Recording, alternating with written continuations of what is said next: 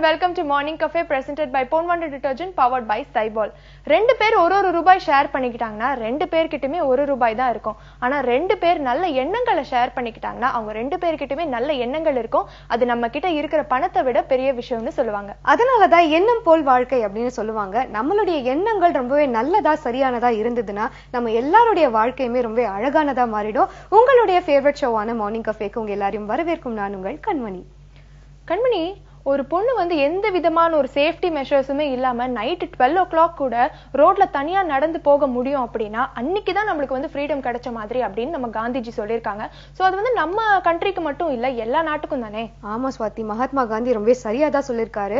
ஆனா அன்பார்ச்சுனேட்லி இப்ப நம்ம கண்ட்ரி மட்டும் இல்லாம மத்த நாடுகள்லயும் பாத்தீங்கன்னா ஒரு பொண்ணு ரோட்ல தனியா நடந்து போறா அப்படிங்கிறப்போ பல பிரச்சனைகளை பல பாதிப்புகளை தாண்டி தான் அவ போக வேண்டியிருக்கு. இப்போ ஒரு பொண்ணு வந்து ரொம்ப நேரமா வந்து தனியா ரோட்ல நின்னா என்ன ஆகும்? என்ன ஆகும்? கண்டிப்பா அவளை பத்தி ஜட்மெண்ட்ல ஏதாவது ஒரு கமெண்ட் பாஸ் பண்ணுவாங்க. அவ யாருக்காகவும் வெயிட் பண்றா இல்ல இன்னும் தவறா கூட பேசுறதுக்கான வாய்ப்பு இருக்கு. ஆனா இந்த மாதிரி ஒரு பொண்ணு ஒரு கண்ணோட்டத்தோட பாக்குறது ரொம்ப தவறான ஒரு விஷயம். ஆனா ஒரு பொண்ணு வந்து ரொம்ப நேரம் தனியா ரோட்ல வந்து நின்னு இருக்காங்க. அது வந்து மத்த பெண்களுக்கு வந்து எவ்வளவு கஷ்டமான ஒரு விஷயம், மத்த பெண்களை வந்து என்ன பண்ணுவாங்க, எவ்வளவு அட்வான்டேஜ் எடுத்துப்பாங்க அப்படிங்கறத வந்து செஞ்சு காட்டியிருக்காங்க. ரொம்ப விபரீதமான ஒரு எக்ஸ்பெரிமெண்டா இருக்கும் போல இருக்கு. யார் அவங்க, என்ன பர்பஸ்க்காக இப்படி ஒரு எக்ஸ்பெரிமெண்ட் பண்ணிருக்காங்க? ஆக்சுவலி சர்ஃபியாவை சேர்ந்தவங்க தான் மெரினா. இவங்க என்ன பண்ணிருக்காங்க அப்படின்னா ரொம்ப ஒரு கிரவுடட் பிளேஸ்க்கு போயிருக்காங்க.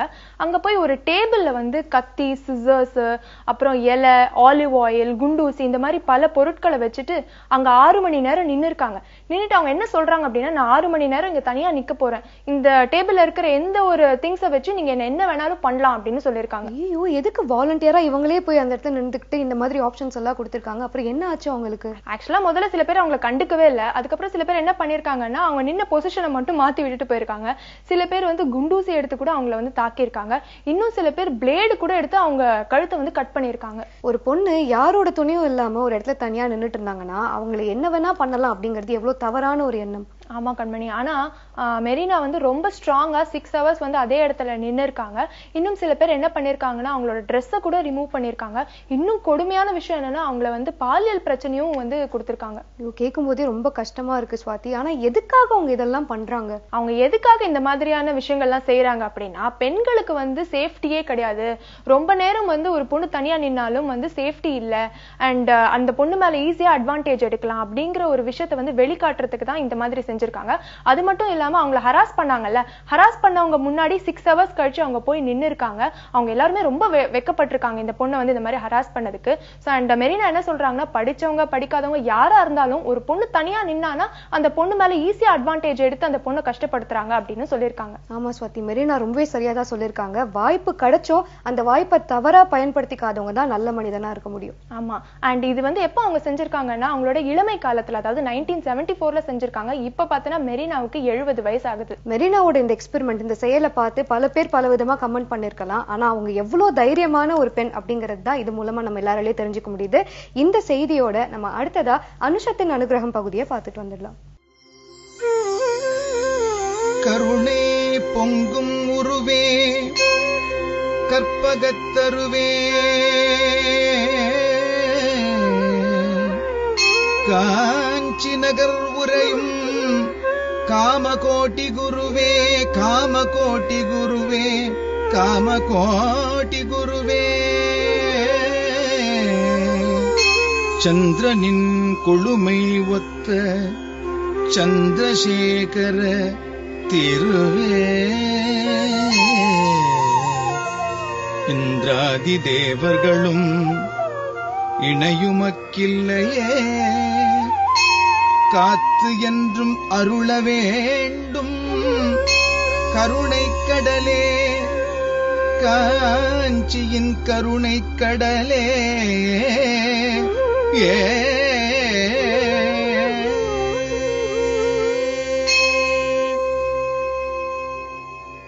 புதுயுகம் நேயர்களுக்கு என்னுடைய அன்பு வணக்கம்.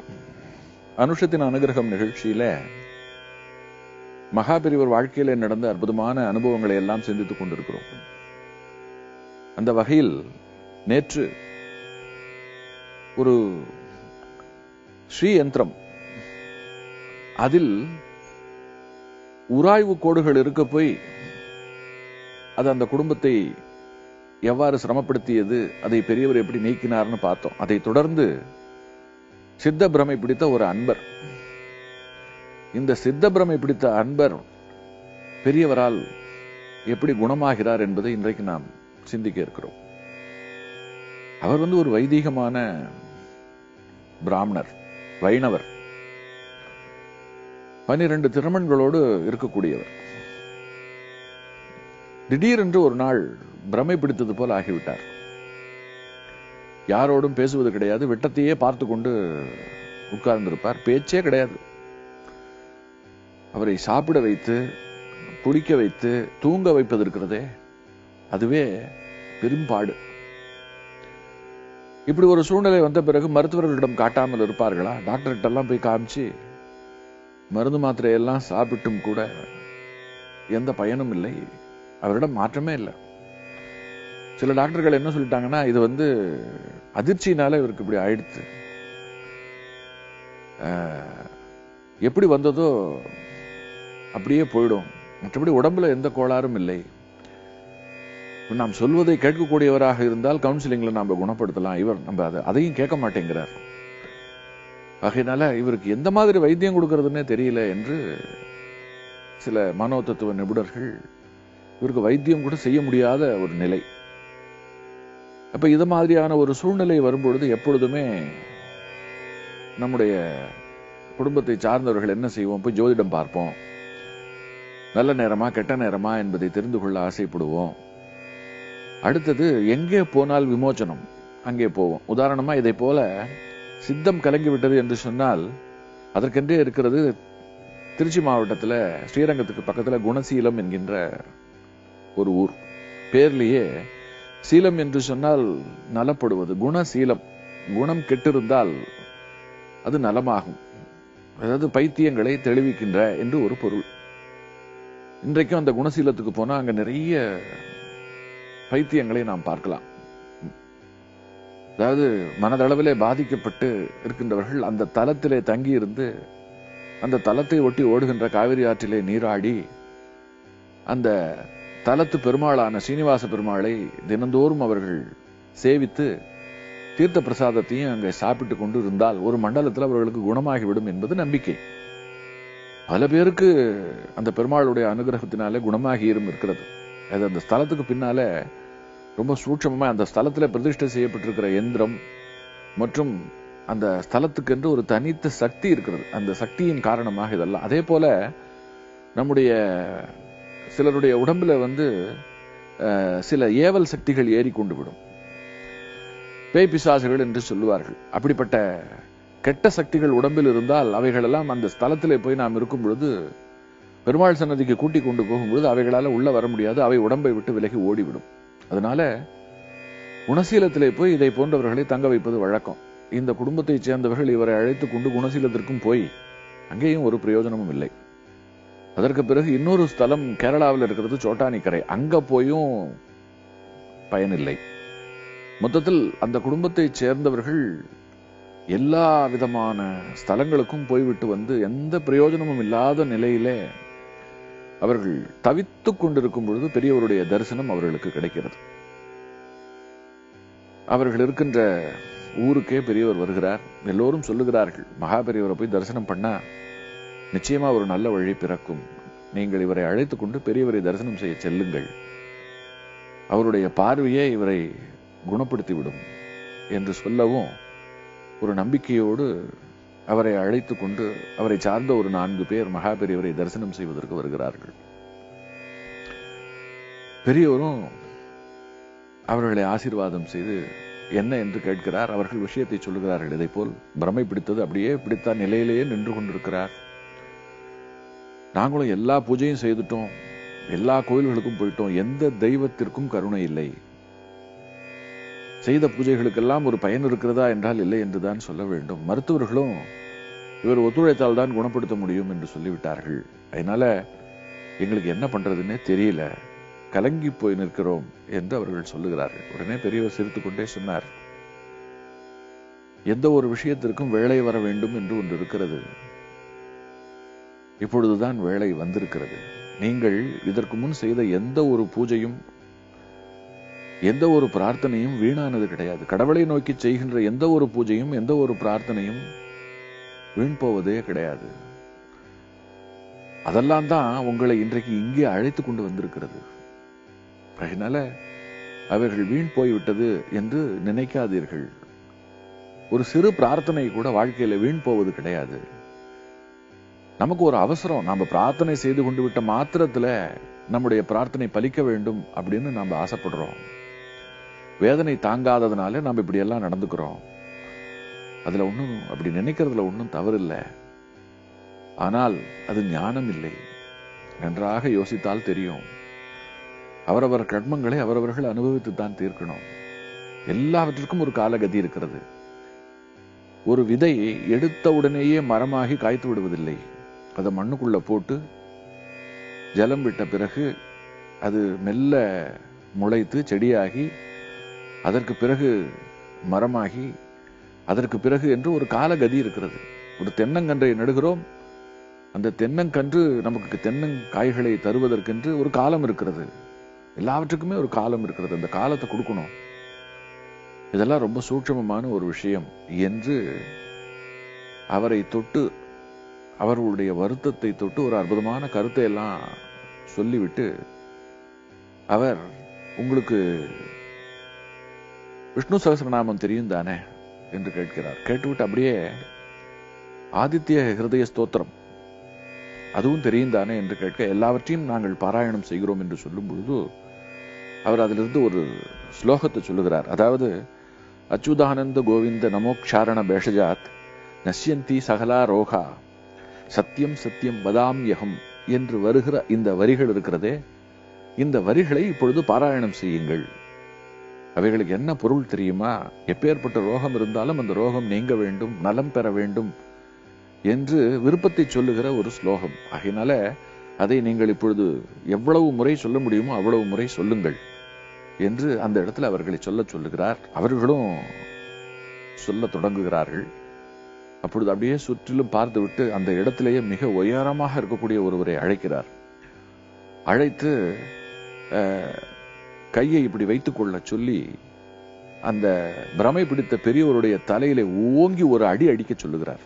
எல்லோரும் திகைக்கிறார்கள். என்னது இப்படி சொல்லுகிறாரு என்று. பயப்படாத, சும்மா அடி என்று சொல்லவும், நல்லா அடிக்கிற அடி சும்மா தெரிக்கணும் என்கிறார்.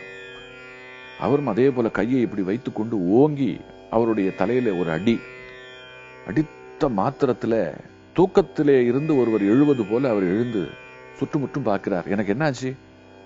நான் எப்படி இங்க வந்தேன்? அடடே பெரியவா என்று பெரியவரை நமஸ்காரம் செய்கிறார். சுற்றி எல்லோரையும் பார்க்கிறார். அவருடைய நடவடிக்கைகளே அவருக்கு தெளிவு வந்து விட்டதை சொல்லிவிட்டது. ஒரு பக்கம் பிரார்த்தனை மிகுந்த ஸ்லோகம், இன்னொரு பக்கம் பெரியவருடைய உத்தி கலந்த ஒரு செயல்பாடு. அந்த பிரமை பிடித்தவருக்கு அன்றைக்கு பெரிய அளவிலே ஒரு விமோச்சனம். இது போல எத்தனை சம்பவங்கள் தெரியுமா அவர் முன்னால? தொடர்ந்து சிந்திக்கலாம். சுவாதி, ஆண் பெண்ணுன்னு ஜெண்டர் வைஸ் பிரிச்சு பார்க்காம பெண்களுக்கு நிறைய மரியாதை கொடுக்கும் போதுதான் பெண்கள் மேல இந்த சமூகத்துக்கு இருக்கிற கண்ணோட்டமே மாறும்ல? ஆமா கண்மணி, அந்த மாற்றம் வந்து சீக்கிரமாவே வரணும்னு நம்ம நம்பலாம். தொடர்ந்து இந்த மாதிரி நிறைய விஷயங்கள் மார்னிங் கஃபேல வந்துகிட்டே இருக்கு. அதெல்லாம் பாக்குறதுக்கு முன்னாடி ஒரு short commercial break. Welcome back to morning cafe. Swathi, இந்த சொசைட்டியை மாத்துறதுக்காக மெரினா மாதிரியான பெண்கள் பெரிய பெரிய விஷயங்கள் செஞ்சுட்டு இருக்கிற அதே சமயத்துலதான் அதை கெடுக்கிற மாதிரியான ஒரு சில பெண்களும் இருக்காங்க. ஏன் கண்மணி, என்னாச்சு? யூசுவலா பெண்களை பத்தி நீ இப்படி பேசவே மாட்டியே. பெண்களோ ஆண்களோ தப்பு யார் செஞ்சாலும் தப்பு தானே. அது கரெக்ட் தான், பட் நீ கொந்தளிக்கிற அளவுக்கு என்ன ப்ராப்ளம்? ஒருத்தர் கேரளாவுக்கு அவருடைய ஃப்ரெண்டோட கல்யாணத்தை அட்டென்ட் பண்றதுக்காக போயிருக்காரு. அங்க போன உடனே மணமேடைக்கு மணமகள் வந்திருக்காங்க. மணமகளை பார்த்த உடனே அந்த ஃப்ரெண்டுக்கு ரொம்ப ஷாக். இவரு கல்யாணத்துக்கு போயிருக்காரு, இவர் ஏன் வந்து கல்யாண பொண்ணை பார்த்து ஷாக் ஆகணும்? ஏன்னா அவருக்கு இன்னொரு ஃப்ரெண்ட் இருக்காரு. அந்த ஃப்ரெண்டுடைய மனைவி ஜாடையில இவங்க இருந்ததால பார்த்து ஷாக் ஆயிருக்காரு. அதுக்கப்புறம் என்ன பண்ணிருக்காரு, அந்த இன்னொரு ஃப்ரெண்டுக்கு கால் பண்ணி அங்க வர சொல்லிருக்காரு. ஓகே சரி, அந்த ஃப்ரெண்டு வந்தாரா? அதுக்கப்புறம் என்ன ஆச்சு? அந்த ஃப்ரெண்டும் வந்திருக்காரு. அதுக்கப்புறம் பார்த்தா நிஜமாவே அந்த ஃப்ரெண்டோட மனைவி தான் அவங்க. அதுக்கப்புறம் அந்த ஃப்ரெண்டு சொன்னதை கேட்டு அங்க இருந்து எல்லாருமே ஷாக் ஆயிட்டாங்கன்னா பாத்துக்கோயேன். செம்ம ஷாக்கிங்கான ஒரு விஷயம் தான். அதுக்கப்புறம் என்னாச்சு? அதாவது அவங்க வந்து விடோ அப்படின்னு சொல்லிட்டு இவரை ஏற்கனவே கல்யாணம் பண்ணிக்கிட்டாங்களாம். எப்படி அப்படின்னு பாத்தீங்கன்னா, ஒரு மேட்ரிமோனியல் வெப்சைட்ல இவங்க வந்து விடோ, இவங்க பெயர் ஷாலினி, அந்த மாதிரி அவங்களோட இன்ஃபர்மேஷன்ஸ் எல்லாம் கொடுத்துட்டு எனக்கு வந்து மணமகன் தேவை அப்படிங்கிற மாதிரி ஒரு ஆட் கிரியேட் பண்ணிருக்காங்க. அதை பார்த்துட்டு அவர் கால் பண்ணி பேசியிருக்காரு. அதுக்கப்புறம் அதுக்கப்புறமா இவங்க 2 பேரும் கல்யாணமும் பண்ணிக்கிட்டாங்க. ஆனா அவங்க இவரை ஏமாத்திட்டு போயிட்டாங்களாம். இவங்களுக்கு இது மட்டும், இவங்க 2 பேர் மட்டும் கிடையாது, இதுக்கு முன்னாடி 10 பேரை அவங்க இந்த மாதிரி ஏமாத்திட்டு அவங்களுடைய நகை, பொருட்கள், பணம் எல்லாத்தையும் திருடிட்டு போயிட்டாங்களாம். ஆக்சுவலா பணம் 10ம் செய்யும்னு சொல்லுவாங்க. ஆனா இவங்க விஷயத்துல பார்த்தா 10 கல்யாணம் செஞ்சு வச்சிருக்குன்னு தான் சொல்லணும்.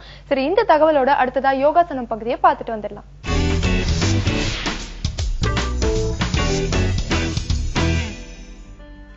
வணக்கம் நேயர்களே, நான் கவிதா சத்யநாராயணன், குஷபாவை யோகால. நம்ம ஆசனாஸ் பார்த்துட்டு இருக்கோம். ஆசனாஸ்ல பேலன்ஸ் ஆசனாஸும் எவ்வளவு முக்கியமோ அதோட மைண்ட் செட்டும் கரெக்டா ஃபிக்ஸ் ஆகும். ஸோ உங்க பேலன்ஸ் பண்ற என்னென்ன ஆசனாஸ் நீங்க ப்ராக்டிஸ் பண்றீங்களோ அதுக்கு தகுந்தாப்புல உங்களோட மைண்ட் ரிலாக்ஸ்மெண்ட்டும் அது ரொம்பவே கொடுக்கும். ஸோ பேலன்சிங் ஆசனாஸ் உங்களுக்கு பொறுமைத்தனம் ரொம்ப கொடுக்கும், பேஷன்ஸா இருப்பீங்க, உங்களோட மைண்ட் ஃப்ரீயா இருக்கும், உங்களோட பிரெயின் ஆக்டிவிட்டிக்கு இது ரொம்பவே ஹெல்ப்ஃபுல்லா இருக்கும். ஸோ அந்த மாதிரி ஒரு ஆசனா தான் உத்தித பத்மாசனம். உத்தித பத்மாசனம் எப்படி பண்ணலான்னுட்டு பார்க்கலாம். ஸோ இதுக்கு பேலன்ஸ் தேவை. ஆனா பேலன்ஸ்க்கு பிளஸ் உங்களோட ஸ்ட்ரென்த். நீங்க அன்றாடம் என்ன சாப்பிடுறீங்களோ, உங்க டயட் எடுத்துக்கிறீங்களோ, அந்த சாப்பாடை பொறுத்து தான் உங்களோட ப்ராப்பரா அந்த பேலன்ஸ் ஆசனாஸே கரெக்டா வரும். ஸோ இப்போ உத்தித பத்மாசனம் எப்படி பண்ணலான்னுட்டு பார்க்கலாம். ஸோ ஃபர்ஸ்ட் உங்களோட ரைட் காலை எடுத்து மேல வச்சுட்டு, எப்பவுமே ரைட் கால் எடுத்து மேனேஜ் பண்ணுங்க, ஏன்னா லெஃப்ட் கால் ஈஸி இல்லை உங்களுக்கு. ஸோ லெஃப்ட் காலையும் எடுத்து இந்த மாதிரி பத்மாசன்ல உட்கார்ந்ததுக்கு அப்புறமா பேலன்சிங் எப்படி பண்ணலாம். உங்களோட கைகள் எப்பவுமே ஞாபகம் வச்சுக்கோங்க, உங்களோட கட்டை விரல்ல ரொம்ப ப்ரெஷர் கொடுக்காதீங்க. நிறைய பேரை பார்த்திருக்கேன், கையை இப்படி பிடிச்சி எழுந்துப்பீங்க. இந்த மாதிரி பண்ணும்போது உங்களுக்கு நிறைய ப்ரெஷர் இருக்கும். ஸோ அந்த மாதிரி ப்ரெஷர் கொடுக்க கூடாதுன்னா உங்க கை விரல்களை நல்லா ஸ்ப்ரெட் பண்ணி இதுல வச்சுக்கும். இந்த மாதிரி வைக்கும் போது உங்களோட பாடி பேலன்ஸ் எழும். இந்த பாடி பேலன்ஸ் எழுந்துறதுக்கு டைம் இருக்கும். ஸோ உங்க பட் லைனை ஃபர்ஸ்ட் எழுப்புறதுக்கு ட்ரை பண்ணு. இந்த மாதிரி பட் லைன் எழுப்பும் போது சரியா இருக்கா பாரு. இந்த மாதிரி பார்க்கும்போது தான் உங்களுக்கு தெரியும் உங்க பாடியில நீங்க எவ்வளவு ஸ்ட்ரென்த் உங்க கைகள்ல இருக்குன்னு. கைகள்ல ஸ்ட்ரென்த் இல்லைன்னா எந்த பேலன்ஸ் ஆஃப் ஆசனாஸ் பண்ணும் போது உங்களுக்கு வலி ஏற்படும், இல்ல அடியும் விழலாம். ஸோ அதனால இந்த பச்சை பயிர்கள் இதெல்லாம் சாப்பிட்டு உங்களோட ஹெல்த்தை ரெடியா வச்சுக்கிட்டு உங்க பேலன்ஸ் ஆசனாவை பண்ணி பாருங்க. ஸோ ஃபர்ஸ்ட் இந்த ஆசனாவை பண்ணும்போது ஞாபகம் வச்சுக்கோங்க, உங்க கைகள், உங்க எல்போ எப்படி இருக்குன்னு. வெளியே ரொம்ப போயிடுச்சுன்னா பேலன்ஸ் வராது. ஸோ கொஞ்சம் உள்ள இருக்கணும். ஸோ இந்த மாதிரி உள்ள இருக்கும்போது உங்க பாடியை நீங்க ஈஸியா தூக்கிடலாம். மூச்சு உள்ள வாங்குறது நீங்க எப்பவுமே பிராக்டிஸ் பண்ணிட்டே இருங்க. இதுல இந்த மாதிரி வாங்கும்போது மெதுவா நீங்க கீழே இறப்பிடலாம். ஸோ நீங்க இந்த மாதிரி பிராக்டிஸ் பண்றதுக்கு அது என்ன பண்ணலாம், உங்க கைகள்ல மொத்த ப்ரெஷர் போகணும். உங்களோட எல்போ கீழே வைக்கும் போது அவுட்வர்ட் போக கூடாது, உள்ளேயே இருக்கணும். அப்பதான் அந்த உள்ளே இருக்கும் போதுதான் இந்த இடுப்பு உங்க கைகள்ல கரெக்டா நிக்கும், உங்க கைகளை பேலன்ஸ் பண்ணி நிக்கும். அப்படி இல்லைன்னா நிக்காது. இன்னொரு தடவை நான் உங்களுக்கு அந்த உத்தித பத்மாசனா எப்படி பண்ணலான்னு பார்க்கலாம். ஸோ உங்க கைகளை நல்லா ஸ்ப்ரெட் பண்ணி வச்சுக்கிட்டு மெதுவா எழுப்பி பாருங்க, இல்ல ஃபோல்ட் பண்ணி உங்களுக்கு பேலன்ஸ் இருக்கான்னுட்டு பாத்துக்கோங்க. இந்த மாதிரி ஃபோல்ட் பண்ணி பேலன்ஸ் இருக்கும்போது கைகளை நல்லா ஸ்ப்ரெட் பண்ணிட்டு, எல்போ முக்கியம், உள்ளே இருக்கணும், வெளியே இருக்கக்கூடாது. வெளியே இருக்கும்போது மார்பு பகுதி கீழே விழும். கீழே விழும்போது பாடியில நிறைய வெயிட் பேஸ்ல இருக்கிறதுனால தூக்க முடியாது. ஸோ நீங்க ஸ்ட்ரெயிட்டா உட்காருங்க, எல்போவை உள்ள தள்ளிட்டு மெதுவா நீங்க எழுப்பிடலாம்.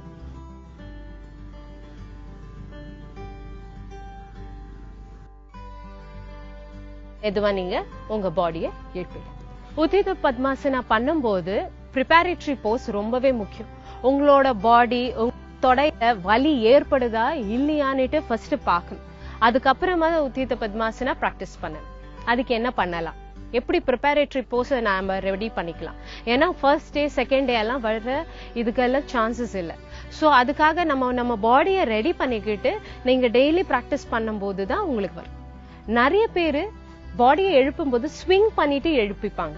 அதாவது ஊஞ்சல் மாதிரி முன்னாடி பின்னாடி எழுக்கிறதுக்கு ட்ரை பண்ணுவாங்க. அப்படியும் பண்ணலாம். ஒன்லி திங் இஸ் பேலன்ஸ் கரெக்டா இருக்கணும். ஸோ இன்னைக்கு அந்த ப்ரிப்பேரேட்டரி போஸும் எப்படி பண்ணலான்னுட்டு பார்க்கலாம். ஸோ ஃபர்ஸ்ட் நீங்க பத்மாசன்ல வந்துடுங்க. வரும்போது உங்க ஆங்கிள் எப்பவுமே கைகளால பிடிச்சு ஒரு சர்க்குலர் மோஷன்ல திருப்பி பாருங்க. ஒரு ரிவர்ஸ் போஷன், 3 தடவை முன்னாடினா 3 தடவை பின்னாடி, இந்த மாதிரி பண்ணிட்டு உட்கார வைங்க. ஏன்னா பிராக்டிஸ் பண்ணும்போது நிறைய ஸ்ட்ரெயின் உங்க ஆங்கிள் இருக்கும். சோ அந்த மாதிரி பண்ணதுக்கு அப்புறமா உங்க இன்னொரு கால்கள்லயும் முன்னாடி பின்னாடி பிராக்டிஸ் பண்ணிட்டு ஏப்பி. இந்த மாதிரி பத்மாசன்ல உட்கார்ந்ததுக்கு அப்புறமா உங்க கைகளோட சுண்டு விரலை எடுத்து உங்களோட பேஸ், அதாவது கட்டை விரலை எடுத்து உங்க சுண்டு விரல் பேஸ்ல வச்சு க்ளோஸ் பண்ணுங்க. சோ அதே மாதிரிதான் இன்னொரு கைகள்லயும் சுண்டு விரலுக்கு பேஸ்ல எடுத்து க்ளோஸ் பண்ணுங்க. இந்த மாதிரி க்ளோஸ் பண்ணும்போது உங்களோட ஃபர்ம், அதாவது பேலன்ஸ்க்கு ரொம்பவே ஒரு ஸ்ட்ரென்த் கொடுக்கும். இன்னொன்னு உங்களோட பர்சனலி உங்களோட கேரக்டரை நல்லா டெவலப் பண்ணிவிடும். சோ இந்த மாதிரி பண்ணதுக்கு அப்புறமா நீங்க கீழே வைக்கும் போது உங்களோட பேலன்ஸ் எப்பவுமே தவறாது. மெதுவா உங்க பத்மாசனை எழுப்பி பிராக்டிஸ் பண்ணி பாருங்க. அதாவது முன்னாடி தள்ளி பாருங்க. இந்த மாதிரி முன்னாடி தள்ளும் போது பிராக்டிஸ் எவ்வளவு இருக்குன்னு தெரியும். அண்ட் கைகளை மெதுவா விடுங்க. எவ்வளவு வரைக்கும் பிராக்டிஸ் ஆல உங்களோட தொலைப்பகுதி எவ்வளவு ஸ்ட்ரென்த்துக்கு இருக்குதுன்னுட்டு அதுவே செக் பண்ணிடும். அண்ட் மெதுவா கீழே இறக்கிடுங்க.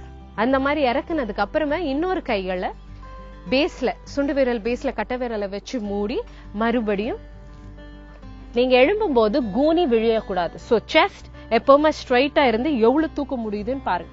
நிறைய பேருக்கு இவ்வளவுதான் முடியுதுன்னா இட்ஸ் ஓகே. டெய்லி பிராக்டிஸ் பண்ணும்போதுதான் அந்த 90 டிகிரி ஆங்கிள் கரெக்டா வரும். அண்ட் மெதுவா நீங்க பிராக்டிஸ் பண்ணலாம். இல்ல உள்ள தள்ளலாம். உள்ள தள்ளும் போது மத்தவங்க பிரஷர் கொடுக்க வேண்டாம். உங்க கைகளால நீங்க புஷ் பண்ணி பாருங்க. அண்ட் ஸ்ட்ரெயிட்டா உட்காந்து பாருங்க. இந்த மாதிரி பிராக்டிஸ் பண்ணதுக்கு அப்புறமா தான் நீங்க உங்களோட உத்தியத பத்மாசனை கையில வச்சு பிராக்டிஸ் பண்ண முடியும். சில பேர் ஸ்விங் பண்ணிட்டு தூக்குவாங்க. It's okay, no issues. Practice முக்கியம். சோ இந்த மாதிரி ப்ரிப்பேரட்டரி பேஸ் பண்ணதுக்கு அப்புறமா உத்தியத பத்மாசனா பண்ணும்போது உங்களோட பாடி பேலன்ஸ் பெர்ஃபெக்ட்டா இருக்கும். விழற வாய்ப்பு இருக்காது, வலியும் ஏற்படாது. இன்னைக்கு நீங்க உத்தியத பத்மாசனம் பாத்தீங்க. நாளைக்கு இன்னொரு ஆசனோட நான் உங்களை சந்திக்கிறேன். ஸ்வாதி, வீட்டை கட்டிப்பாரு கல்யாணத்தை பண்ணிப்பாருன்னு பெரியவங்க சொன்ன அனுபவ மொழி எவ்வளவு உண்மைன்னு இப்ப யோசிச்சு பார்த்தாதான் புரியுது. ஆனா இப்ப இருக்கிற ஜெனரேஷன்ல கல்யாணமே ஒரு சூதாட்டமா ஆயிருச்சு அப்படிங்கறது நினைச்சாலே ரொம்ப கஷ்டமா இருக்கு. இந்த மாதிரி நிறைய விஷயங்கள் நம்ம தொடர்ந்து பேசலாம். அதுக்கு முன்னாடி ஒரு short commercial break in morning cafe. Welcome back to morning cafe. Kanmani, Jallian வாலாபாக் பத்தி கேள்விப்பட்டிருக்கியா? கேள்விப்பட்டிருக்கேன் ஸ்வாதி. சுதந்திர போராட்டத்தப்போ ஜெனரல் டயர் அங்க துப்பாக்கி சூடு நடத்தினாரு. அதனால பல அப்பாவி மக்கள் கூட இறந்து போனாங்கல்ல? ஆமா கண்மணி, சுதந்திர போராட்டத்தோட நினைவு சின்னமா அங்க ஒரு கிணறு இருந்தது. ஆக்சுவலி துப்பாக்கி சூட்ல இறந்து போனவங்களை விட அதை பார்த்து பயந்து அந்த கிணத்துல குதிச்சு இறந்து போனவங்க தான் ரொம்பவே அதிகம். ஆமா ஸ்வாதி, இந்த சம்பவத்தை பத்தி கேள்விப்படும் போது எல்லாமே ரொம்பவே கஷ்டமா இருக்கும். ஆனா நீ எதுக்கு சடனா இதை பத்தி பேசுற இப்போ? ஆக்சுவலா பஞ்சாப்ல அந்த பிளேஸ்ல வந்து பார்த்தா, அந்த நினைவு இடத்துல பார்த்தா ஒரு கிணறு இருக்குல்ல, அந்த கிணறுல இப்ப நிறைய டூரிஸ்ட் என்ன பண்றாங்கன்னா பணம் காசு இதெல்லாமே வந்து போடுறாங்களாம். ஆமா ஸ்வாதி, நான் கூட இதை பத்தி கேள்விப்பட்டேன். அங்க இருந்து போனவங்களை எல்லாருமே இப்ப வந்து கடவுள் மாதிரி தான் எல்லாருமே நினைக்கிறாங்க. அந்த கிணறை கூட பாத்தீங்கன்னா கோயில் மாதிரி நினைச்சுதான் அதுக்குள்ள காசெல்லாம் போடுறாங்களாம். ஆனா இப்போ வந்து அந்த கிணத்துல இருந்த காசு எல்லாமே வந்து திருட்டு போயிடுச்சான். என்ன ஸ்வாதி சொல்ற? இங்க இருந்து கூட திருடுறாங்க? ஆக்சுவலி இங்க இருந்து திருடுறது கூட கோயில்ல இருந்து திருடுறதுக்கு சமம் தான். போலீஸ் இதை பத்தி கேள்விப்பட்டுட்டு எந்த ஆக்ஷனும் எடுக்கலையா? ஆக்சுவலா வந்து திருடினவங்களை வந்து இப்போ தேடிக்கிட்டு இருக்காங்க அப்படிங்கறது தான் நியூஸ். இந்த மாதிரியான வரலாற்று சின்னத்தை அவமதிக்கிற மாதிரியான செயல் அப்படிங்கிறது ரொம்ப தவறானது. அந்த மென்டாலிட்டி வந்து சேஞ்ச் பண்ணிக்கிறதா நல்லது. இந்த தகவலோட நம்ம அடுத்த பகுதியை பார்த்துட்டு வந்துடலாம்.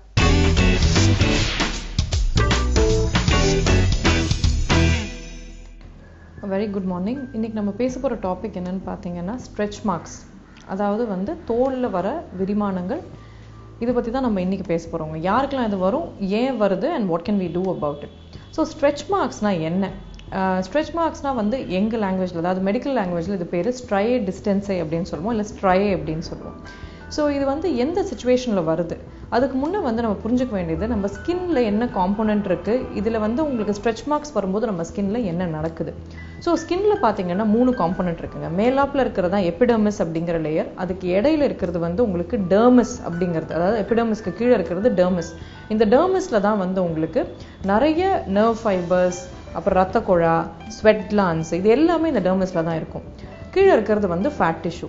ஸோ இந்த டெர்மிஸ்ங்கிறது ரொம்ப முக்கியமான ஒரு காம்பனன்ட் நம்ம ஸ்கின்ல. ஏன்னா நம்ம ஸ்கின்னு கூடிய ஒரு இன்பார்ன் கெப்பாசிட்டி, எலாஸ்டிக் கெப்பாசிட்டி, அதாவது எலாஸ்டிசிட்டின்னு சொல்லுவோம். It's very important. இப்போ நீங்கள் ஸ்கின்னை இப்படி பிடிச்சி புல் பண்ணீங்க விட்டுட்டீங்கன்னா திருப்பி அது நார்மல் ஆயிருது. பார்த்தீங்கன்னா இதுதான் வந்து எலாஸ்டிசிட்டின்னு சொல்றது. ஒரு ஸ்கின் அப்படின்னு ஒரு ஹியூமன் பீயிங்க்கு எடுத்தோம்னா ஒரு பர்டிகுலர் லெவல் வரைக்கும் அதை புல் பண்ணும்போது it can go back to its normal shape or its original shape. இந்த டெண்டன்சி வந்து இலாஸ்டின் அப்படிங்கிற ஒரு ப்ரோட்டீன் தான் கொடுக்குது நம்ம ஸ்கின்ல. இந்த இலாஸ்டின்ங்கிற புரோட்டீன் வந்து உங்களுக்கு it is present in the dermis R த ஸ்கின்ல டெர்மிஸ்ங்கிற மிடில் காம்பனன்ட்ல இருக்கும். எந்த சிச்சுவேஷன்ல உங்களுக்கு ஸ்கின் வந்து beyond it's capacity to stretch, அதுக்கு மேலேயும் ஸ்ட்ரெச் ஆகுதோ அப்போ என்ன ஆகுதுன்னு பார்த்தீங்கன்னா இந்த டெர்மிஸோட காம்பனன்ட்ல இந்த இலாஸ்டின் வந்து உடஞ்சு போயிடுது. ஸோ அந்த ஒரு பிரீச் ஒரு பிரேக் வரும்போது தான் வந்து நம்மளுக்கு அந்த ஸ்ட்ரெச் மார்க்ங்கிறது ஃபார்ம் ஆகுது உங்களுக்கு. ஸோ அந்த பிரீச் ஒரு பிரேக் எப்போ வருது, எப்போ வந்து இந்த கெப்பாசிட்டிக்கு மேலே ஸ்ட்ரெச் ஆகுதுன்னு பார்த்தீங்கன்னா ஒன்று வந்து ப்ரெக்னன்சி. இதுதான் மோஸ்ட் காமன் இல்லையா.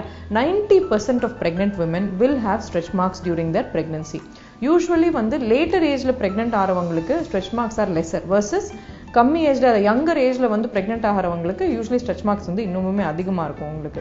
ஸோ அந்த ஸ்ட்ரெச் மார்க்ஸ்ங்கிறது வந்து ப்ரெக்னன்சியில் ஆஃப்டர் த 5th month வந்து வர ஆரம்பிக்குது. இனிஷியலாக பார்க்கும்போது ஸ்ட்ரெச் மார்க்ஸ் வந்து உங்களுக்கு ரெட்டாக இருக்கும் பார்க்கறதுக்கு. அதுக்கப்புறம் வந்து இட் பிகம்ஸ் ஒயிட், அதாவது ஒரு ரொம்ப ஒரு சில்வரி ஒரு ஒயிட்டாக வந்து மாறிடுது உங்களுக்கு. ஸோ ப்ரெக்னன்சி தவிர வேற என்ன சுச்சுவேஷனில் வந்து வெயிட் கெயின் இருக்க போகுது? பியூபர்ட்டி, அதாவது வந்து அடோலசன்ஸ் ஒரு பியூபர்ட்டி டைம் இருக்கு இல்லையா, அந்த பாயிண்ட்லையும் பார்த்தீங்கன்னா பசங்க வந்து ரொம்ப அதிகமாக வெயிட் போட ஆரம்பிப்பாங்க. ஹார்மோனல் இன்ஃப்ளூயன்ஸ்னால வந்து மசில் பில்டிங் அதிகமாக இருக்கும், வெயிட் அதிகமாக போட ஆரம்பிப்பாங்க. So 40% of boys and 70% of girls வந்து will start developing stretch marks around the puberty period. இது தவிர வந்து anybody who rapidly gains weight, ரொம்ப அதிகமாக வெயிட் கெயின் பண்ணுறவங்க, ஒரு விதின் அ பீரியட் ஆஃப் ஒரு 3 months 4 months ஒரு 10 கிலோ 15 கிலோன்னு கெயின் ஆகிறவங்களும் சரி, இல்லைன்னா ரொம்ப ரேப்பிட் வெயிட் லாஸ் அப்படி அவங்களுக்குமே வந்து உங்களுக்கு ஸ்ட்ரெச் மார்க்ஸ் வர்றது ரொம்ப காமன் உங்களுக்கு. ஸோ வித் ஆல் தீஸ் வந்து உங்களுக்கு ஸ்ட்ரெச் மார்க்ஸ் வந்து மென்னுக்கு தான் ஜாஸ்தி வருமா இல்லை ஃபீமேல்ஸுக்கு ஜாஸ்தி வருமா அப்படின்னு பார்த்தீங்கன்னா both men and women can get stretch marks, but women get stretch marks more commonly than men because of weight gain issues around certain areas. And men அப்படின்னு பார்த்தீங்கன்னா யூஸ்வலி எப்படி ஆகும், இந்த பாடி பில்டிங் பண்ணுறவங்க, நிறைய ஜிம் போயிட்டு muscle எக்ஸஸாக build பண்ணுறவங்க, இவங்களுக்கு எல்லாமே வந்து உங்களுக்கு ஸ்ட்ரெச் மார்க்ஸ் வந்து around the upper area. Men generally வந்து பார்த்தீங்கன்னா மோர் தி அப்பர் ஏரியா, அதாவது around the arms or back or ஆர்ம்ஸ்லேயே பின்னாடி பகுதி எங்கே வந்து அந்த மசில் எக்ஸ்பேண்ட் ஆகுதோ அண்ட் ஆல்சோ லோவர் பேக், இந்த மாதிரி ஏரியாஸில் வந்து உங்களுக்கு males have more stretch marks. Versus ஃபீமேல்ஸ்னு பார்த்தீங்கன்னா around the chest, breast areas, இல்லைன்னா பட்டக் ஏரியாஸ், தைஸ், அப்டமன், இந்த மாதிரி ஏரியாஸில் தான் வந்து மோர் ஃபேட் அக்யூமுலேஷன் இருக்கிற ஏரியாஸில் வந்து women tend to get stretch marks. So இந்த ஸ்ட்ரெச் மார்க்ஸை ப்ரிவென்ட் பண்ணுறதுக்கு அப்படின்னு பார்த்தீங்கன்னா இமீடியட்டாக என்ன பண்ணுவாங்க, உடனே நெட்டை போய் பார்த்துட்டு இதெல்லாம் யூஸ் பண்ணலாம், கொக்கோ பட்டர் யூஸ் பண்ணலாமா, எதெல்லாம் இருக்கோ அதெல்லாம் யூஸ் பண்ணலாம் அப்படின்ட்டு பார்ப்பாங்க. பட் ரிசர்ச் படி பார்க்க போனால் what can avoid stretch marks அப்படிங்கிறது number 1, maintain a healthy diet. உங்களுக்கு அடோலசன்ஸ், அதாவது உங்கள் பசங்க வந்து they are nearing that 9-10 years of age னா முன்னாடியே வந்து put them in an active sport such that the body வந்து doesn't gain too much of weight during the puberty period. Secondly வந்து உங்களுக்கு ஜங்க் ஃபுட் அப்படிங்கிறது நம்ம பசங்களோட ஒரு நார்மல் டயட் ஆயிடுச்சு இப்போலாம். இப்போ அந்த ஒரு westernised carbohydrate rich sugar rich diet நீங்கள் கொடுத்துக்கிட்டே இருந்தீங்கன்னா especially around the adolescence period we see a lot of children who are very overweight. So preferably வந்து cut down on the junk diet and give them a healthy diet. Make sure that they are in an active sport. Children are involved in active sports. So that is very important. Pregnancy பொறுத்த வரைக்குமே வந்து பார்த்தீங்கன்னா always maintain a steady weight gain. Suddenly ஒரு 5th month 6th monthல திடீர்னு ஒரு weight gain இருக்கு பார்த்தீங்களா, அப்போதான் வந்து இன்க்ரீஸ் ஆஃப் ஸ்ட்ரெச் மார்க்ஸ் வர ஆரம்பிக்கும். ஸோ த்ரூ அவுட் பிரெக்னன்சி வந்து ஒரு certain weight gain 10 to 12 kgs is a normal weight gain during pregnancy. உங்கள் பர்டிகுலர் பிரெக்னன்சி உங்கள் பாடி டைப்க்கு உங்கள் கைனகாலஜிஸ்ட் வந்து என்ன இத்தனை அளவு வந்து உங்களுக்கு வெயிட் கெயின் இருக்கலாம்னு சொல்லியிருக்கும் போது அதை வந்து try to gain that weight gradually from the start to the end of pregnancy. So that is important. And also ஒரு 5th month ஆரம்பிக்குதுன்னு வச்சுக்கோங்களேன், அப்போ என்ன பண்ணலான்னா you can use products to massage and moisturise the abdomen and areas of the thigh which tend to expand. அதாவது இது என்ன products use பண்ணலான்னு பார்த்தீங்கன்னா சிலிகான் இருக்கிற ப்ராடக்ட்ஸ் ஆர் வந்து உங்களுக்கு ஈவன் சென்டினெல்லா ஏஷியாட்டிகா அப்படின்னு ஒரு காம்பவுண்ட் இருக்குங்க, ஒரு பிளான்ட் பேஸ்ட் காம்பவுண்ட். அது வந்து சம் ஸ்டடீஸில் வந்து it shows to give some benefit. Or even almond oil in some studies shows that அது மசாஜ் பண்ணும்போது மாய்ஸ்சர் கண்டென்ட் அதிகமாகும் போது it reduces the stretch marks அப்படின்னுட்டு. So with this you can help massage the areas around the abdomen and ரொம்ப ஜென்டலாக பண்ணுங்க, ரொம்ப ஹார்ஷாக பண்ணாதீங்க. Cocoa butter எல்லாமே வந்து உங்களுக்கு it is not proven to give any much benefit ஒன்றும் கொடுக்கறது இல்லை. You can use a good moisturizer also to help with the moisturizing the skin well throughout your pregnancy. So இது எல்லாமே வந்து it will help well and also have a good healthy diet rich in vitamin A, vitamin C and zinc. So this will also help maintain your skin's elasticity. And of course வந்து உங்களுக்கு weight gain பண்றவங்க வந்து it is very essential to maintain a good and healthy diet. Apart from this medical management என்ன பண்ணலாம் stretch மார்க்ஸ்க்கு அப்படின்னு பார்த்தீங்கன்னா certain creams two help. ஆனால் இந்த க்ரீம்ஸ் எல்லாம் பார்த்தீங்கன்னா ப்ரெக்னென்ட் பீப்புள் போடக்கூடாதுங்கிறது சில வகையான க்ரீம்ஸ் இருக்கும். அது நீங்கள் உங்கள் டெர்மட்டாலஜிஸ்ட்டை டிஸ்கஸ் பண்ணுங்கள். அண்ட் அதர்ஸ் நான் ப்ரெக்னென்ட் பீப்புளுக்கு ரெட்டினாய்ட்ஸ் அப்படிங்கிற ஒரு குரூப் ஆஃப் மெடிசன்ஸ் இருக்குது which do help in bringing down the stretch marks. Procedures அப்படின்னு பார்த்தீங்கன்னா மைக்ரோடெர்மபிரேஷன் ஒரு ஸ்கின் பாலிஷிங்னு சொல்லுவோம். இதில் வந்து உங்களுக்கு மேலாப்பில் இருக்கிற 6 to 8 லேயர்ஸ் எடுக்கும்போது கீழே இருக்கிற ஸ்கின் புது ஸ்கின் வரும்போது அந்த ஸ்ட்ரெச் மார்க்ஸுமே வந்து குறைஞ்சிக்கிட்டே வரும். இது தவிர வந்து டெர்மா ரோலர் அப்படிங்கிறது ஒரு தெரப்பிங்க. இது வந்து நம்ம கொலாஜன் இண்டக்ஷன் அப்படின்னு சொல்லுவோம். அதாவது இந்த எலாஸ்டின் அண்ட் கொலாஜனை வந்து ரீபில்ட் பண்ணி அந்த ஸ்கார்ஸை வந்து குறைக்கிறதுக்குரிய ஒரு தெரப்பி இது. Lasers also help in some ways and certain types of lasers, அதாவது மைக்ரோ நீட்லிங் ரேடியோ ஃப்ரீக்வன்சி அப்படின்னு சொல்லுவோம். இதெல்லாம் ரொம்ப டெக்னிக்கல் டேர்ம்ஸாக இருக்கும் உங்களுக்கு. பட் அது வந்து உங்களுக்கு when you talk to your doctor, when you talk to your dermatologist, you'll be able to get better options as far as scar therapy is concerned. But despite all this, you should remember, as far as pregnancy is concerned, striae are the scars of our brave pregnancy. So don't be ashamed of them. And you can reduce your scars, but you can't make them disappear altogether. So எப்பவுமே ஒரு realistic expectation ஓட உங்க doctor அணுகுங்க. Have a nice day. பொதுவா நம்ம நாட்டுல இந்த மாதிரி historical monuments எல்லாம் யாருமே மதிக்கிறதே இல்லல்ல. ஆமா சுவாதி, நான் கூட என்னுடைய கண்ணால பாத்திருக்கேன். பழமையான கோயில்களுக்குலாம் போய் அங்க இருக்கிற சுவர்ல வந்து அவங்களுடைய பெயர், அவங்களுடைய லவ்வருடைய பெயர்லாம் கிறுக்கி வச்சிருவாங்க. அதெல்லாம் பார்க்கும்போது கோவமா வரும். ஆனா இந்த மாதிரியான செயல்கள் எல்லாம் பாத்தீங்கன்னா அந்த வரலாற்று சின்னங்களை அவமதிக்கிறதுக்கு சமம். சோ இதெல்லாம் செய்யக்கூடாது அப்படின்னு சொல்லி நம்மளுடைய ஷோல அடுத்ததா ஒரு சின்ன பிரேக் எடுத்துக்கலாம். இது உங்கள் morning cafe. Welcome back to morning cafe. Swathi, பொதுவா கோழி முட்டை என்ன ஷேப்ல இருக்கும்? முட்டை ஓவல் ஷேப்ல தான் இருக்கும். நம்ம யூஸ்வலா அந்த மாதிரி ஷேப்ல தான் பாத்துருக்கோம். ஆனா அதே கோழி முட்டை ரவுண்ட் ஷேப்ல இருந்தா எப்படி இருக்கும்? ரவுண்ட் ஷேப்ல இருந்தா அது பேர் முட்டையே இல்ல கண்மணி. ஆமா, ஆனா பிரிட்டன்ல இருக்கிற மெர்சிசைட் அப்படிங்கிற மாகாணத்தை சேர்ந்தவங்க தான் லெசி. அவங்க வந்து ஒரு கோழி பண்ணை வச்சு நடத்திட்டு இருக்காங்களாம். அந்த கோழி பண்ணையில இருக்கிற ஒரு கோழி என்ன பண்ணிருக்கு, ரொம்ப வித்தியாசமா ரவுண்ட் ஷேப்ல ஒரு முட்டை போட்டிருக்கு. அப்படிப்பட்ட ஒரு முட்டை உனக்கு கிடைச்சா நீ என்ன பண்ணுவ? நான் என்ன பண்ணுவேன், உடனே வந்து பெப்பர் தூக்கெல்லாம் போட்டு ஒரு ஆம்லெட் பண்ணி சாப்பிடுவேன். எஸ், லெசியும் முதல்ல உன்ன மாதிரி தான் யோசிச்சிருக்காங்க. ஆனா அங்க இருந்து அவங்களுடைய ஃப்ரெண்ட் வந்து அதை தடுத்துட்டாங்களாம். இது வந்து ரொம்ப வித்தியாசமான ஒரு முட்டையா இருக்கு, கண்டிப்பா இதை ஆன்லைன்ல வந்து ஏலத்துக்கு விட்டா நல்ல விலைக்கு போகும் அப்படிங்கிற ஒரு ஐடியா கொடுத்திருக்காரு. ஒரு முட்டையை போய் ஆன்லைன்ல ஏலத்துக்கு விட்டா யாரு வாங்குவா? ஆனா இது சாதாரண முட்டை இல்லையே, ரொம்ப ஸ்பெஷலான முட்டை, ரவுண்ட் ஷேப்ல இருக்கு இல்லையா. அவங்க சொன்ன மாதிரியே ஏலத்துல விட்டுருக்காங்க. நம்ம ஊர்ல 4 ரூபாய்க்கு விலை போற ஒரு முட்டை அங்க 8330 ரூபாய்க்கு ஏலத்துக்கு விட்டுருக்காங்க. லெசியும் ரொம்ப ஹாப்பி ஆயிட்டாங்களாம். ஜஸ்ட் ஒரு ஷேப் மாறினதுனால அதோட வேல்யூவே மாறிடுச்சுல. சூப்பர் இன்ட்ரெஸ்டிங்கான ஒரு நியூஸ் சொல்லிருக்க. இந்த நியூஸோட சின்னஞ்சிறு உலகம் பக்கத்தையே பார்த்துட்டு வந்துடலாம்.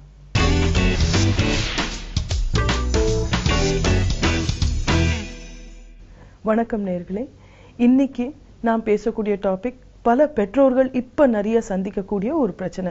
அதாவது உங்க குழந்தைய ஏதாவது ஒரு புது இடத்துக்கு கூட்டிட்டு போனாலோ, இல்ல வீட்டுல நீங்க வந்து கெஸ்ட் வீட்டுக்கு வந்தாலோ அவங்க கிட்ட பேசாம ரொம்ப வெக்கப்பட்டுட்டு ஓடி போயிடுறாங்க, ரூம்குள்ள போய் ஒளிஞ்சுக்கிறாங்க, இல்லைன்னா உங்க பின்னால ஒளிஞ்சிட்டு உங்களை போய் அவங்க கிட்ட பேச சொல்றது. இந்த மாதிரி ஷை டைப் ஆஃப் சில்ட்ரன் கிட்ட என்ன பண்ணலாம் அப்படின்றது. இது ஃபர்ஸ்ட் நம்ம புரிஞ்சுக்க வேண்டியது, நம்மலாம் வந்து கூட்டு குடும்பத்துல வளரும் போது முதல்ல இருந்தே வந்து எல்லா வயசுல இருக்கக்கூடியவங்க கிட்டயும் நம்மளுக்கு பழகிறதுக்கு உண்டான வாய்ப்புகள் கிடைச்சது.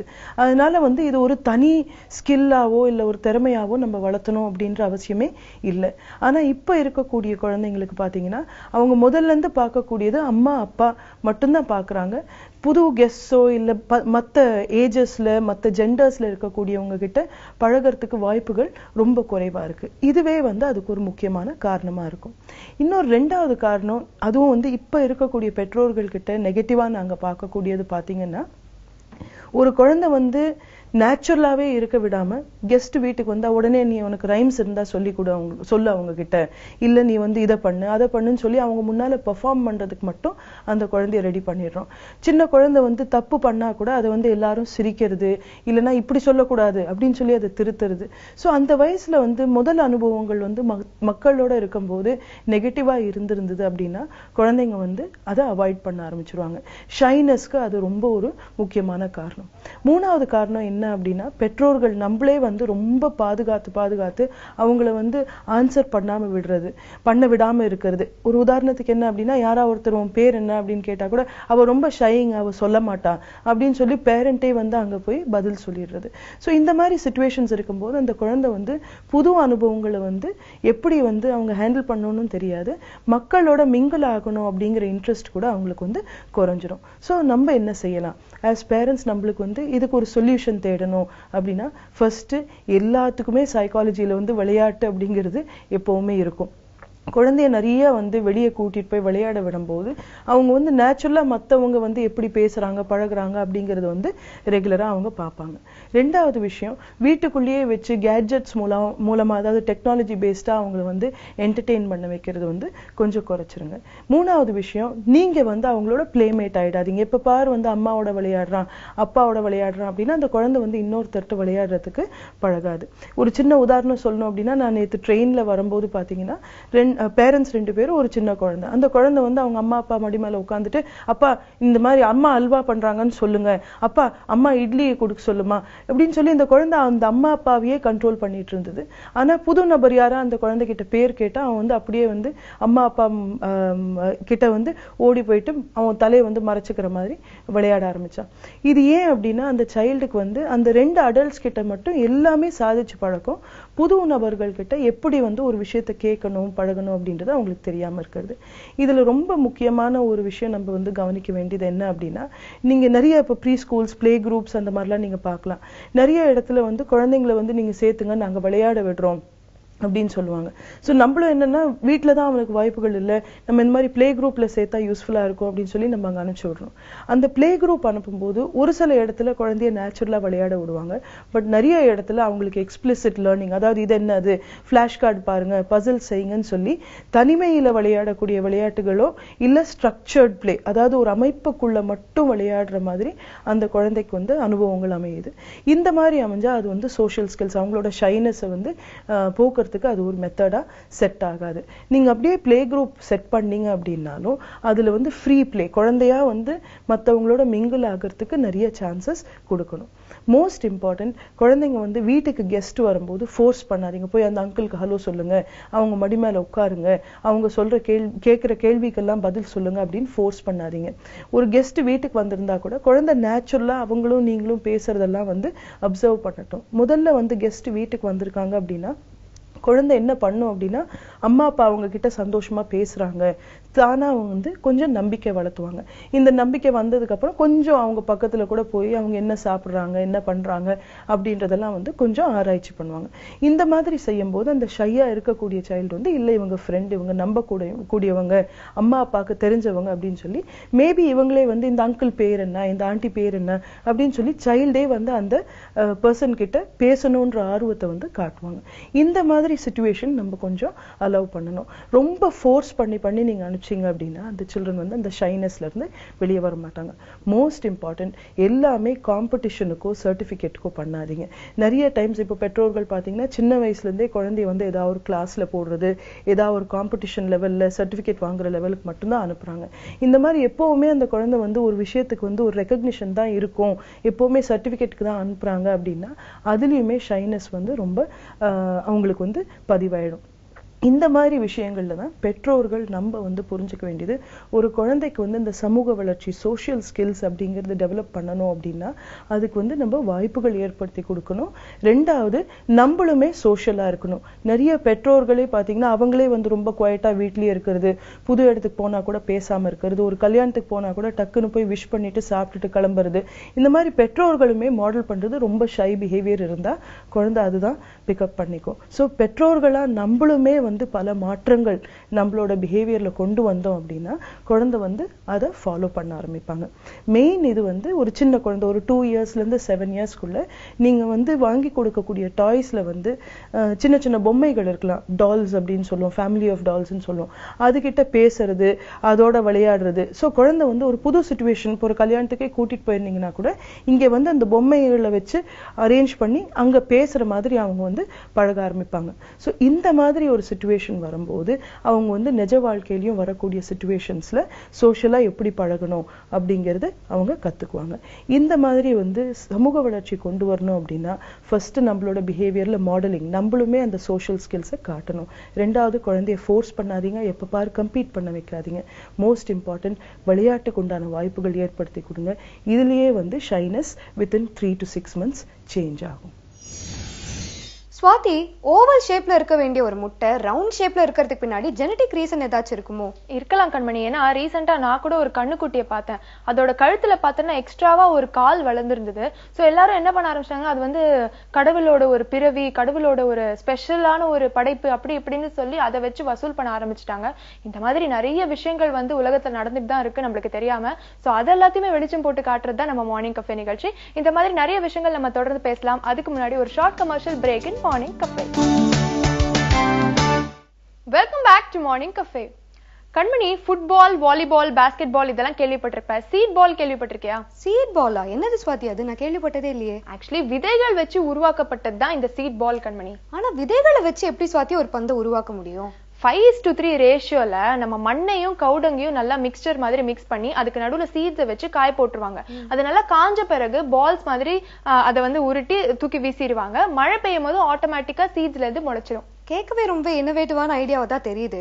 ஆனா மண்ணை வச்சு பூசி அதை வீசி எரியும் போது அதுல இருக்கிற விதைகள் எல்லாம் வீணாகிடாது? இல்ல, இது வந்து மிக்சருக்குள்ள இருக்கிறதுனால அந்த சீட்ஸ்க்கு வந்து எதுவுமே ஆகாது. அது மட்டும் இல்லாம இதை வீசுற பொறுப்பு வந்து யங்ஸ்டர்ஸ் கிட்ட கொடுத்திருக்காங்க. இந்த வருஷம் மட்டுமே பார்த்தோன்னா 1 கோடி சீட் பால்ஸை வீசுறதா தான் டார்கெட். நல்ல டார்கெட், சூப்பரான ஐடியா தான். இனிமே நம்மளும் என்ன பண்ணலாம், எங்கேயா டிராவல் பண்ணும்போது இந்த சீட் பால்ஸ் நிறைய வாங்கி வச்சுட்டு போற வழியெல்லாம் அதை வீசிட்டே போனோம்னா நிறைய மரங்கள் வளர்த்த மாதிரி ஆயிடும்ல. ஹலோ, நீ நினைக்கிற மாதிரி டி நகர்லயோ நந்தனம்லயோ எல்லாம் இது வந்து வீச முடியாது. மரம் வந்து வளர்ற அளவுக்கு போதுமான அளவு இடம் இருக்கணும். சோ அந்த இடத்துல தான் நீ வந்து இந்த சீட் பால்ஸை வீச முடியும். ஓ சூப்பர். இருந்தாலும் இளைஞர்கள் வந்து நிஜமாவே ஒரு நல்ல செயலை தான் செஞ்சுட்டு இருக்காங்க. சோ நம்மளால முடிஞ்ச சப்போர்ட்டை நம்ம என்னைக்குமே கொடுக்கலாம். இந்த நல்ல செய்தியோட அடுத்ததா அவை சொன்ன மொழியாம் பகுதியை பார்த்துட்டு வந்துடலாம்.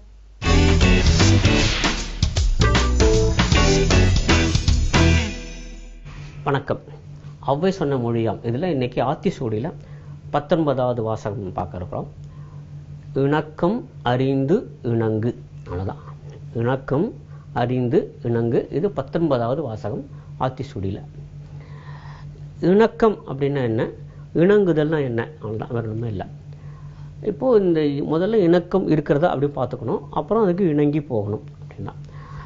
இப்போ இந்த இணங்குதல் அப்படிங்கலாம் என்ன அர்த்தம், இணக்கம்னா என்ன அர்த்தம் அதை பார்த்துக்கலாம். இணக்கம் அப்படின்னா என்னால் ஏற்றுக்கொள்ளக்கூடிய விஷயங்கள்லாம் என்னெல்லாம் இருக்குது, என்னால் சகிச்சு கொள்ளக்கூடிய விஷயங்கள்லாம் என்ன இருக்குது, எனக்கு உடன்பட்டு வரக்கூடிய விஷயங்கள்லாம் இருக்குது, எனக்கு விருப்பமான விஷயங்கள்லாம் என்ன இருக்குது, இது எல்லாம் சேர்ந்தது இணக்கம். அவங்க 2 பேரும் ரொம்ப இணக்கமாக இருக்காங்க அப்படின்னா 2 பேரும் நண்பர்களாக இருக்கிறார்கள்னு அர்த்தம் இல்லை. 2 பேரும் இணக்கமாக இருக்கிறார்கள் அப்படின்னா இவர்களுக்கும் அவர்களுக்கும் கொள்கையிலே அவர்கள் 2 பேரும் ஒன்றாக இருக்கிறார்கள், இல்லை பழக்க வழக்கங்களிலே ஒன்றாக இருக்கிறார்கள், இல்லை 2 பேரும் ஒரே மாதிரியாக படித்து ஒரே மாதிரி வேலைக்கு போயிருக்காங்க, ஏதேனும் ஒரு சிமிலாரிட்டி இருக்குங்க. அதுதாங்க இணக்கம்ங்கிறது. இவங்களுக்கும் அவங்களும் ஏதோ ஒரு சிமிலாரிட்டி இருக்குது. அந்த இணங்கி போகிறங்கிறது, அந்த இணக்கம்ங்கிறது அங்கே தான் வருது. அந்த சிமிலாரிட்டி தான் இணக்கம். அதை பார்த்துட்டு இணங்குங்க அப்படின்றாங்க. இப்போ இணங்குங்கிறதுக்கு என்ன அர்த்தம் அப்படின்னா இணைந்து செயல்படுங்கள், அவ்வளோதான் இணங்கு அப்படிங்கிறதுக்கு. இப்போது ஒரு இடத்துல வந்து என்ன சொல்கிறாங்கன்னா சிமிலாரிட்டி என்ன இருக்குன்னு பாருங்கள், அதை பார்த்ததுக்கப்புறம் நீங்கள் அவங்களோட இணங்கி செயல்படுங்க, அவங்களோட சேர்ந்து செயல்படுங்க அப்படின்னு சொல்கிறாங்க. இப்போ இந்த இணக்கம்ங்கிறது எப்படிலாம் வர முடியும், அதை எப்படி அறிந்து கொள்வது, அப்புறம் எப்படி இணங்கி போகிறது, அவ்வளோதான். இந்த 3 விஷயம் இருக்குது இதில். இணக்கம் அறிந்து இணங்கு அப்படிங்கிறது ரொம்பவுமே ஒரு மாதிரி ஒரு மைன்யூட்டான ஒரு விஷயத்தை போய் உயர் தொட்டு இருக்காங்க அப்படின்னு தோணுது. என்ன அப்படின்னா, என்னால் பல பேரோட இணங்கி போக முடியல அப்படின்னு வச்சுப்போம். யாரோ ஒருவோட என்னால் இணங்கி போக முடியல, எனக்கு எதுவும் ஒத்து பிடிக்கல, சரிங்களா, பேச பிடிக்கலையோ, பார்க்க பிடிக்கலையோ, இல்லை இணங்கி நடந்து பிடிக்கலையோ, அவரோட சேர்ந்து ஒரே இடத்துல பணியாற்ற பிடிக்கலையோ, ஏதோ ஒன்று இருக்குது. ஆக இணங்கி போக முடியாத ஏதோ ஒரு சூழல் இருக்குது. இதுலேருந்து நான் எப்படி வெளியே வர்றது, அதற்கான உபாயம் தான் இது, வேற ஒன்றுமே இல்லை. அதுக்கான கைட்லைன் கொடுக்குறாங்க. என்ன அப்படின்னா, இணங்கி போக முடியாத சூழல் வருகிற பொழுது இணக்கமானது எது அப்படின்னு முதல்ல தெரிஞ்சுக்கோங்க. ஏதோ ஒரு சிமிலாரிட்டி இருக்கணும், ஏதோ ஒரு இடத்துல ஒரு காமன் பாயிண்ட் ஒன்று இருக்கணும். எந்த ஒரு மனிதனுக்குள்ளும் பாருங்களேன், 2 பேர் இருக்காங்க, முன்பின் அறிமுகம் இல்லாத 2 பேருக்கு கூட அவங்க ஏதோ உலகத்தில் வேறு ஏதோ மூலையிலேருந்து வந்திருந்தாலும் கூட ஏதேனும் ஒரு இடத்துல அவங்க 2 பேருக்கும் இணங்கி போகக்கூடிய ஏதேனும் ஒரு பாயிண்ட் இருக்கும், ஒரு காமன் பாயிண்ட் இருக்கும், ஒரு சிமிலாரிட்டி இருக்கும். அது என்னங்கிறது நீங்கள் கண்டுபிடிச்சிட்டிங்கன்னா அப்புறம் இணங்கி போய்விட முடியும். எல்லாரோடுமே இணங்கி போய்விட முடியும். எவ்வளோ ஒரு அருமையான ஒரு உபாயம் பாருங்களேன். ஏதோ ஒரு விதத்தில் என்னால அவங்க கூட சேர்ந்து ஒர்க் பண்ண முடியல, ஏதோ ஒன்று தடையா இருக்கு. அப்போ அதுல இருந்து வெளியே வரணும் அப்படின்னா எங்க இருந்து நான் தொடங்கணும் அப்படின்னா எதுக்கு ஒரு காமன் பாயிண்ட் ரெண்டு பேருக்கும் ஒரு சிமிலாரிட்டி எங்கே இருக்குது அங்கே பார்க்குறேன். நான் பார்க்குறேன் எனக்கு வந்து ஒரு குறிப்பிட்ட நடிகரோட திரைப்படங்கள் பிடிச்சிருக்கு, அவருக்கும் அந்த குறிப்பிட்ட நடிகரோட திரைப்படங்கள் பிடிச்சிருக்கு. ஒரு உதாரணத்துக்கு சொல்கிறோம். அப்போ எதிரும் ஒரு காமன் பாயிண்ட் வந்துச்சு, இதுலேருந்து நம்ம தொடங்கலாம். அப்போ இணங்கி நடப்பதற்கான ஒரு வழிமுறை கிடைச்சிச்சு, ஏதோ ஒரு பாயிண்ட் கிடைச்சிச்சுல்ல. அந்த ஸ்டார்டிங் பாயிண்ட், அந்த தொடக்க புள்ளி தான் அந்த இணக்கம்ங்கிறது. ரொம்ப அருமையான ஒரு விஷயத்தை, ரொம்ப மைனூட்டான ஒரு விஷயத்தை கொண்டு போய் அவையா டச் பண்ணியிருக்காங்க. இந்த இடத்துல என்ன பண்ணுறாங்கன்னா, இணங்கி போவதற்கு வாய்ப்பு இல்லை, சாத்தியம் இல்லை நினைக்கவே நினைக்காதீங்க. மிக நிச்சயமாக எல்லாரோடையும் இணங்கி போக முடியும். எப்போ அப்படின்னா இணக்கம் அறிந்து இணங்கு. இது 2 பேர் பக்கமும் தான் அவங்க சொல்றாங்க, யாருக்கும் பொதுவாக ஒருத்தர் மட்டும் சொல்லலை. 2 பேர் இருக்காங்க இணங்கி போகாமல்னா 2 பேருக்கும் பொதுவாக சொல்லக்கூடிய விஷயம் தான். 2 பேருமே பாருங்க, இதையும் ஒரு காமன் பாயிண்ட் இருக்கத்தான் செய்யும். சொன்னா நம்பவே மாட்டீங்க. பல பேருக்கு அது நகைச்சுவையா கூட இருக்கலாம். பொதுவாக எல்லாமே டிஃபனுக்கு உப்புமானா பிடிக்காது நிறைய பேருக்கு. நம்ம பார்த்துருக்கோம், உப்புமானா வெறுப்பா இருக்கவங்க. அதான் நம்ம சோசியல் மீடியால பார்க்குறோம், உப்புமா பத்தி அப்படிலாம் எழுதுறாங்க. ஒருத்தர் இருக்காரு, அவருக்கு வந்து of all the tiffin items அவருக்கு வந்து உப்புமா தான் ரொம்ப பிடிக்கும், சரிங்களா. இன்னொருத்தர் இருக்காரு, அவர் கூட பயங்கர சண்டை, இவருக்கு ஒத்தே வரல. ஆனால் இவருக்கும் of all the items upma தான் பிடிக்கும். 2 பேரும் ஒரு நாள் ஒரே சமயத்தில் கேன்டீனில் போகும்போது இவரும் உப்புமா கேட்குறாரு, ரவு உப்புமா கேட்கும்போது தான் ஆச்சரியமா இருக்கு 2 பேருக்கும். நமக்கு உலகத்தையே பிடிக்காத ஒரு விஷயம் எனக்கு பிடிச்சிருக்கு, இதே தான் அவருக்கும் பிடிச்சிருக்கு. இப்போ உப்புமா அவர்களை இணைக்கிறது, சரிங்களா. இதுவும் நகைச்சுவை நினச்சிக்க வேண்டாம், இப்படி இருக்கு. ஆக ஏதேனும் ஒரு விஷயத்துல யாருக்கும் பிடிக்காத ஒரு விஷயம் எனக்கு பிடிச்சிருக்கு, அதே ஒரு விஷயம் அவருக்கும் பிடிச்சிருக்கு. அப்பதான் தெரியுது, ஓ ஏதோ ஒன்று நமக்கு 2 பேருக்கும் பொதுவான அம்சம் ஏதோ ஒன்று இருக்கு. இது மாதிரி எவ்வளோ விஷயங்கள் இருக்கும். இது உப்புமாவோடு முடிந்து விடக்கூடிய ஒரு விஷயம் இல்லை, பல விஷயங்கள் இருக்காம். இப்போ அதே மாதிரி இப்போ ட்ரெஸ் பண்ணிக்கிறது கூட பார்த்தீங்கன்னாக்கா பல பேருக்கு ரொம்ப ஃபார்மலாக தான் ட்ரெஸ் பண்ணிட்டு வரணும் அப்படின்னு ஒரு குறிக்கோளோடு இருப்பாங்க பல பேர். இன்னொருத்தருக்கும் அதே மாதிரி எப்பவும் ஃபார்முலா தான் வரணும், லீவ் நாளில் கூட ஃபார்முலா தான் இருக்கணும் அப்படின்னு ஆசைப்படுவாங்க. அப்போ பார்த்தீங்கன்னா இது வந்து ஒரு மீட்டிங் பாயிண்ட், 2 பேருக்கும் ஒரு காமன் பாயிண்ட் இருக்கு. இது மாதிரியான ஒரு இணக்கம் அப்படிங்கிறது இருக்கு இல்லையா, எதையும் ஒரு சிமிலாரிட்டி ஒன்று இருக்கு. 2 பேருக்கும் பொதுவான ஒரு அம்சம் இருக்கிறது, 2 பேருக்கும் ஆர்வம் உள்ள ஏதேனும் ஒரு விஷயம் இருக்கு இல்லைங்களா, அந்த புள்ளி தாங்க இணக்கம். அதை முதல்ல தெரிஞ்சுக்கணும். அது தெரிஞ்சுக்கிட்டா இணங்குதல்ங்கிறது ஒன்று சாதாரணமாக இயல்பாகவே நடந்துவிடும். இது மாதிரியான உபாயத்தை இந்த ஒரு வாசகம் தருகிறது, ஒற்றை வாசகம் கொடுக்கிறது. அதனால யாரோடும் இணங்கி போகவிட முடியாது, யாரோடும் அனுசரணையாக இருக்க முடியாதுங்கிறதே இல்லை. ஏதேனும் ஒரு இணக்க புள்ளி இருந்தாக வேண்டும். அது என்னங்கிறது தெரிஞ்சுப்போம். இணக்கம் அறிந்து, இதுதான் மிக முக்கியமான விஷயம். இது தெரிஞ்சுக்கிட்டாச்சுன்னா அப்புறம் இணங்கி போவது மிக ஈஸி, ரொம்ப ஈஸி. ஏன் அப்படின்னா பல சச்சரவுகள் எங்கே வருகிறது, பல சண்டைகள் ஏன் வருது, பல தவறான புரிதல்கள், மிஸ் அண்டர்ஸ்டாண்டிங் எங்கே வருது அப்படின்னா 2 பேரும் இணக்கமில்லாத புள்ளிகளில் இருந்து கொண்டு பேசிக்கிறாங்க, பழகிக்கிறாங்க. அதுதான் பிரச்சனையே, வேற ஒன்றுமே இல்லை. இது 2 மிகப்பெரிய நாடுகளுக்கு மத்தியில் கூட சொல்லுவாங்க. 2 நாடுகளுக்கு மத்தியில் எப்போவுமே ஒரு போட்டியும் பொறாமையும் இருந்து கொண்டே இருக்கும். இப்போ நாடு பேரெல்லாம் சொல்ல விரும்பல, ஏதேனும் ஒரு இடத்துல எப்போ பார்த்தாலும் எல்லாத்துக்கும் ஒரு போட்டியும் பொறாமையும் இருந்து கொண்டே இருக்கு 2 நாடுகளுக்கு நடுவில். என்ன காரணம் அப்படின்னா 2 நாடுகளுக்குள்ள எதெல்லாம் வேறுபாட்டை கொண்டு வருகிறதோ அதையே வச்சுட்டு மீண்டும் மீண்டும் மீண்டும் அதே மாதிரி பேசிட்டு இருக்காங்க. அப்படி இல்லை, 2 பேருக்கும் பொதுவாக ஏதேனும் ஒன்று இருக்கும். 2 பேரும் இணைய வைக்கக்கூடிய ஏதோ ஒரு விஷயம் இருக்கும். பொதுவாக பார்த்தீங்கன்னாக்க இசை, சரிங்களா. இசை என்று வருகிற போது இங்கே இருக்கக்கூடிய இசைக்கலைஞர்களுக்கும் அங்கே இருக்கக்கூடிய இசைக்கலைஞர்களுக்கும் பொதுவான ஒரு புள்ளின்னு பார்க்க போனால் அநேகமாக ஏதேனும் ஒரு சர்வ கலாச்சாரம் ஒன்றா வந்திருப்பாங்க, ஏதேனும் ஒரு பயிற்று நிலையத்திலிருந்து ஒன்றா வந்திருப்பாங்க, ஏதேனும் ஒரு அந்த இசை வடிவம் இருக்கு இல்லையா, ஒரு ஆர்ட் ஃபார்ம், கலை வடிவம் இருக்கு இல்லையா, அது இவர்களை சேர்த்திருக்கும். அது மூலம் தான் நம்மளால் இணக்கமான ஒரு சூழ்நிலை கொண்டு வர முடியாது. தவிர்றேன் எது இவங்களுக்குள்ளே இந்த பேதத்தை கொண்டு வருகிறதோ, சண்டையை கொண்டு வருதோ, அதையே மீண்டும் மீண்டும் மீண்டும் பேசினாலும் இணக்கம் வரவே முடியாது, வாய்ப்பே இல்லை. இப்போ யோசிச்சு பாருங்களேன், ஒரு 2 தனி மனிதர்களுக்கு நடுவில் இருந்து ஒரு மிகப்பெரிய 2 நாடுகளுக்கு இடையே இருக்கக்கூடிய அந்த சச்சரவு வரைக்கும் அத்தனைக்கும் ஒரு தீர்வாக என்ன சொல்றாங்க அவையார்னா இணக்கம் அறிதல். அது மிக முக்கியமானது. அப்போ என்ன இருக்கு, இப்போ ராஜ்ய உறவுகள் அதான் சொல்றாங்க. இப்போ டிப்ளமேட்டிக் ரிலேஷன்ஸ்ல இப்போ எல்லாரும் என்ன சொல்ல ஆரம்பிச்சிட்டாங்கன்னா 2 நாடுகளுக்குள்ளே பேசுகிற போது நம்ம 2 பேருக்கும் பொதுவான விஷயங்கள் எதுவாக இருக்கிறது, பொதுவாக நலமாகக்கூடிய அதுல இருந்து நம்ம ஆரம்பிப்போம். பல நாட்டு பிரதமர்கள் சொல்லுகிறார்கள், ஐக்கிய நாடுகளில் பொது காரியதர்சி சொல்றார், ஜெனரல் செக்ரட்டரி சொல்றார், நீங்க தயவுசெய்து சண்டை போட்டுக்க வேண்டாம், உங்க 2 பேருக்கும் காமனான இன்ட்ரெஸ்ட் எல்லாம் இருக்கும் பாருங்க, அதுல இருந்து நம்ம பேச ஆரம்பிப்போம், ராஜ்ய உறவுகளை வலுப்படுத்திக் கொள்ள முடியும். இதுக்கு எல்லாத்துக்கும் அடிப்படையாக இருக்கக்கூடிய ஒரு வாசகமாக இப்ப நம்ம பார்க்கிறோம். இணக்கம் அறிந்து இணங்கு. சரி, இப்போ இணக்கம் அறிந்தாச்சு, சரிங்களா. இணங்கி போகணும் முடிவு பண்ணியாச்சு. இப்போ நீங்க பாத்தீங்கன்னா ஆச்சரியமா இருக்கும், 2 பேரும் இணக்கம் அறிந்து இணங்கிய பிறகு இணக்கம் இல்லாத விஷயங்கள் கவனத்துக்கே வராது. எதெல்லாம் உங்களுக்கு சண்டை இருந்ததோ, எதனால சச்சரவு வந்ததோ, அதெல்லாம் இப்போ ஒரு பெரிய விஷயமாவே எங்களுக்கு தெரியவே தெரியாது, போயிடும். ஆக இணக்கம் என்பது பிற எல்லாவற்றையும் இருட்டுக்குள் தள்ளிவிடும், இது மட்டும் வெளிச்சத்துக்கு கொண்டு வரும். அதுதான் இணக்கம் மிகப்பெரிய நல்ல விஷயங்க. அதனால யாராக இருந்தாலும் அவருடன் நமக்கு இருக்கக்கூடிய இந்த இணக்க புள்ளியை தேடி கண்டுபிடித்து விட்டால் போதும். மிக நிச்சயமாக அனைவரும் நாம் இணக்கமாக வாழ முடியும். மீண்டும் சந்திப்போம். நன்றி.